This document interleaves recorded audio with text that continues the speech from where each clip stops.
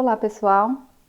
Bom, meu nome é Girlene, eu sou professora na Faculdade de Educação, na Universidade de Brasília, e também pertenço ao quadro do Programa de Pós-Graduação em Educação, também da Faculdade de Educação na Universidade de Brasília, e hoje eu vou conversar um pouco com vocês sobre a metodologia de elaboração de questões com base em competências e habilidades.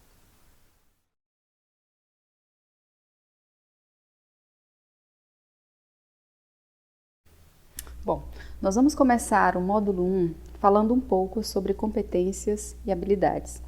E para falar sobre esse tópico, eu chamo a atenção de vocês para uma pequena fábula para nós refletirmos um pouco sobre esses dois conceitos.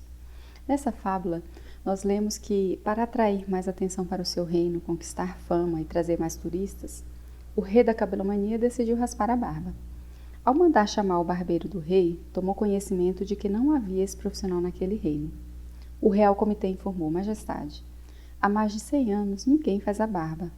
Não temos um só barbeiro. Surpreso com a notícia, o rei ordenou que o comitê partisse em busca do melhor barbeiro de todo o país. E foi o que aconteceu. Quando o mais famoso barbeiro foi encontrado, o comitê o submeteu ao exame real. Ele deveria mostrar que estava apto para cortar a barba do rei. Para tanto, o primeiro membro do comitê solicitou: fale-nos sobre a história de barbear. E o barbeiro fez. Então, essa foi a primeira questão da prova. Fale-nos sobre a importância de barbear. Pediu o segundo membro. E o barbeiro fez.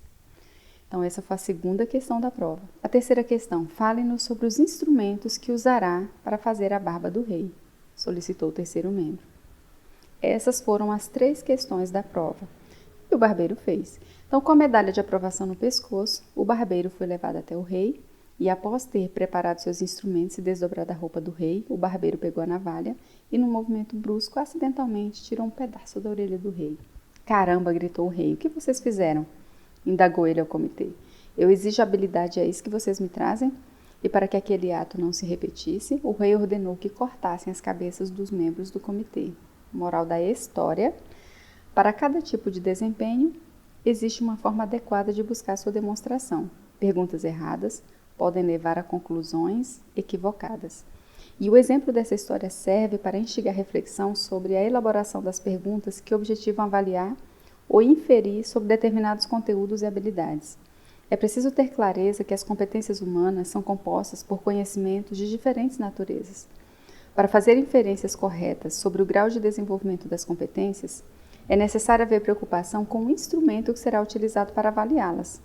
Da mesma forma que não se pesa vapor com uma fita métrica ou não se avalia a habilidade de tocar um instrumento musical com uma balança, não se deve avaliar a habilidade motora de andar em um monociclo por meio de perguntas de papel e lápis. Essa pequena história, ela nos faz refletir sobre a grande relevância, a grande importância que há na preocupação, no cuidado para avaliação de competências e habilidades. Então, o rei, nessa história, queria encontrar o melhor barbeiro de todo o reino. E o Real Comitê, então, foi atrás do melhor barbeiro e submeteu um teste, uma prova.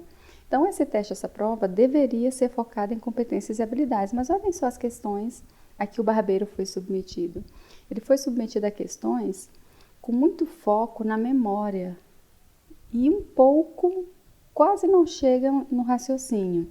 Ou seja, quando pergunta quais instrumentos que vão ser utilizados para fazer a barba do rei, eu chego aí no nível de conhecimento, na taxonomia de Bloom, e eu posso chegar talvez até no nível de compreensão, mas eu não chego nos níveis mais elevados, por exemplo, de aplicação. Quando é perguntado para o barbeiro, me falei sobre a história de barbear.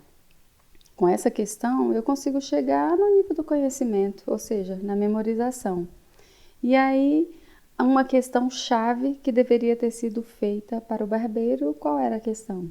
É se ele de fato sabia fazer a barba do rei. Então, a questão chave da avaliação não foi feita. Talvez as outras questões também fossem relevantes no conjunto dessa avaliação. Mas uma questão que era muito relevante e crucial não foi feita. Ou seja, o barbeiro deveria ter sido submetido a uma avaliação prática, a uma prova prática de raspar a barba de alguém. Então essa história, essa pequena história nos mostra como muitas vezes nós, como professores, para nós é difícil, é complicado avaliar competências e habilidades. Não só avaliar, mas também trabalhar com base em competências e habilidades. Então, eu tenho aqui um conceito de competência, na verdade, dois conceitos, mas que se juntam. O primeiro deles diz o seguinte, que a competência ela pode ser definida como uma capacidade do sujeito de agir diante de situações, problemas inusitadas, a partir da mobilização dos recursos. Esses recursos eles são cognitivos, sociais, afetivos, necessários à sua resolução. A segunda, ela meio que complementa a primeira definição e diz o seguinte, que a competência ela não reside nos recursos a serem mobilizados, mas na sua mobilização e articulação para que seja possível tomar decisões e fazer encaminhamentos adequados e úteis ao enfrentamento de situações, como a resolução de um problema ou a tomada de uma decisão. Então, aqui nós temos uma definição, duas definições de competência que se complementam e as duas focam no seguinte. Bom, a competência, eu elicio, né, a competência, eu consigo mobilizar a competência quando eu coloco o estudante diante de situações, problema. Quando ele tem um problema para resolver, quando ele tem uma situação para ser resolvida, eu coloco frente a uma situação em que é necessário, se faz necessária a mobilização de competências e habilidades. Ou seja, para eu avaliar competências e habilidades, eu preciso de situação, problema, eu preciso de contexto, eu preciso de cenário. Continuando. Então, para eu avaliar competências, quais seriam os passos que eu indicaria para vocês? Esses passos, eles não são inflexíveis, eles são passos flexíveis. O primeiro passo, propósito. Então, o primeiro passo que eu preciso ter em mente para poder avaliar competência ou habilidade, eu preciso saber qual o propósito daquela questão que eu vou avaliar, ou seja, qual competência eu quero avaliar com aquela questão e qual habilidade que eu quero avaliar com aquela questão. Então, essa é a primeira coisa que eu preciso observar. Qual é a competência e qual a habilidade que eu estou avaliando. O segundo passo, bom, uma vez que eu já escolhi ou eu já vi qual a competência e qual a habilidade que eu quero avaliar, agora eu vou escolher qual o formato de questão que é mais adequado para eu avaliar essa competência e essa habilidade. Às vezes eu preciso de uma questão aberta, às vezes eu preciso de uma questão fechada, às vezes eu preciso de uma tarefa que é realizada, um experimento que é realizado no laboratório. Então, depois que eu analiso, que eu estudo a competência que vai ser avaliada e a habilidade que vai ser avaliada, eu escolho o formato da questão no segundo passo. Bom, no terceiro passo, eu vou agora pensar em um contexto.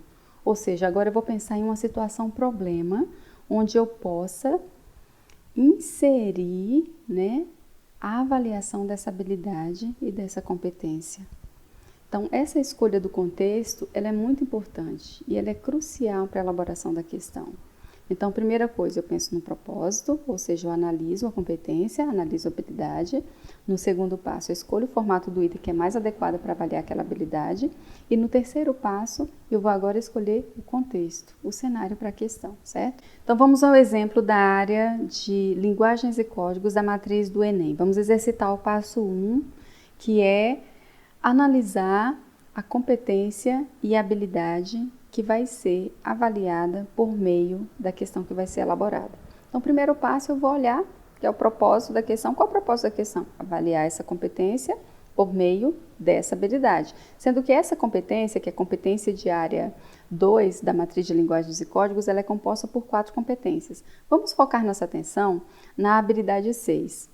A habilidade 6, ela começa com o verbo utilizar.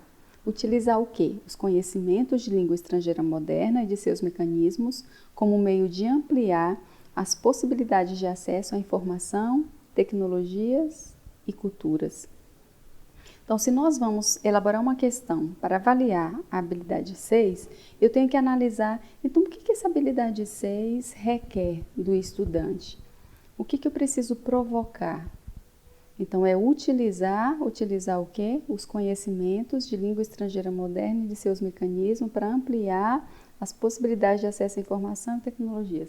Então, eu vou agora ver se uma questão de múltipla escolha, por exemplo, que é o passo 2, vai me ajudar a avaliar essa habilidade, ou se eu preciso, por exemplo, de uma questão aberta.